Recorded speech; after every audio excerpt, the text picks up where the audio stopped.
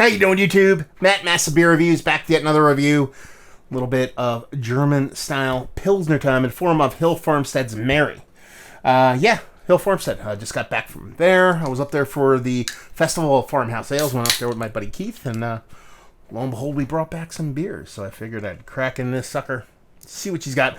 I believe I've had this before. I believe I reviewed it before. I don't know if I ever posted it. I believe it was in a blue can last time I had it. I could be wrong, though. But yeah, I mean, as far as the can goes, I mean, it's Hill Farmstead through and through. They kind of do the same label over and over again. Not necessarily a bad thing.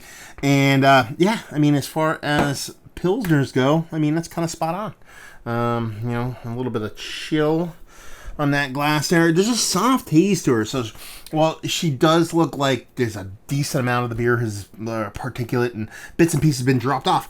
There's soft particulate haze to her. Pinky finger of a really rocky, kind of creamy, kind of soapy, kind of edge head on her. She looks all the parts of a Pilsner. Let's put it that way. Maybe just a touch darker? Probably not. Just perception on my end. Let's get a nose. Wow, that's nice. Soft. There's like a soft melon vibe to it. I get that a lot in Pilsners, but then you get that soft little slightly bittering hop that you expect from a Czech Pilsner, and a little bit almost like of a like a floral soapiness to it, where it has this kind of little subtle perfuminess going on. A soft, nice, subtle crackery Pilsner malt, maybe a little bit touch sweeter than just a base kind of crackery kind of malt, and that's pretty much it. I mean, smells crisp, clean, doesn't get overtly lager vibes off it, nothing too sulfury or anything like that, but she smells crisp. She looks clean. Let's dive in. Cheers. 4.8%. A nice bitteringness to it. A big pop of bittering, way more than you expect based off what the nose is going to give you, and it's very much like an herbal, spicy bitterness. So that's quite nice.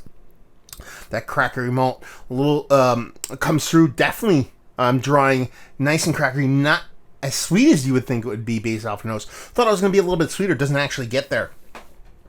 Clear, crisp, clean. You get a little bit more of that lager vibe coming through in the actual taste itself, and the mouthfeel is really fucking nice.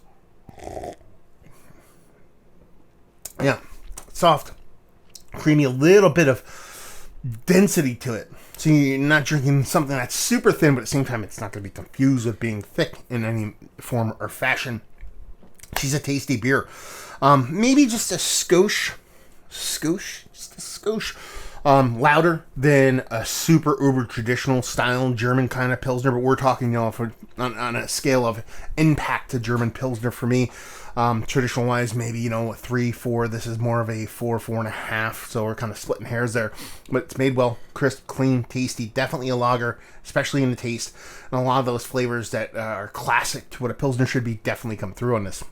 Tasty, I dig it. I think it's really freaking good.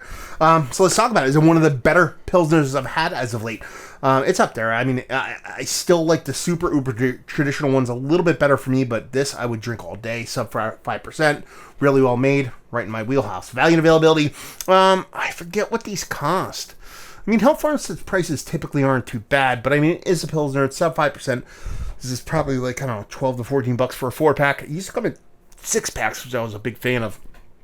I'll leave you with, if you like what we like this, if you like Pilsner, I mean, again, you have to go to Hill Farmstead to get it, unless you're going to find it on draft, which a lot of their stuff does end up out in the wild in draft, but it's one of those things where, you know, it's kind of a beer that you'd almost have to pick up if you're there, I think. It's a quintessential chugger, but it's kind of hard to kind of justify driving out in the middle of nowhere to go get a Pilsner, but if you're there, I think it's worth checking out, especially if you find this out on draft. I mean, this is something I would sit and belly up to a bar and actually drink a couple of, because that's kind of where this sits, and it does a really good job of it. So there you go. Another review in the books. Hopefully you guys enjoyed it. Down there, if you want to talk about it, Massive Beers. If you want to check me out doing the social media stuff, Beer Massive. If you want to check me out doing the whole podcasting thing. Hopefully you guys enjoyed our review. Hopefully enjoying a nice little Pilsner right now. Hope to see you next time. Cheers.